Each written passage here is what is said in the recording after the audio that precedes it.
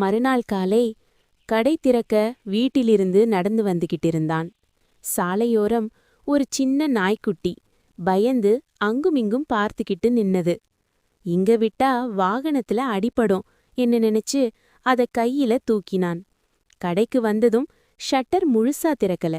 ஒரு பால் பாக்கெட் எடுத்தான். அது நாய்க்குட்டிக்கு கொடுத்தான். அது பால் குடிக்க ஆரம்பிச்ச அந்த நிமிஷம் நேத்து கடனுக்கு பொருள் வாங்கின அந்த வாடிக்கையாளர் கடைக்குள் நுழைந்தார். அண்ணா, வேற எதுவானாலும் வேணும்னா எடுத்துக்கோங்க, சம்பளம் வந்ததும் பணம் கொடுத்தா போதும். அவர் சிரிச்சுக்கிட்டே, இல்லண்ணா, நான் நேத்து வாங்கின பொருளுக்கான பணத்தை கொடுக்கட்டான் வந்தேன். பிள்ளைக்கு பள்ளி பொருள் வாங்க வச்சிருந்த பணத்தை எடுத்து உங்களிடம் கொடுக்க அனுப்பினாங்க. அவன் மெதுவா சொன்னான்.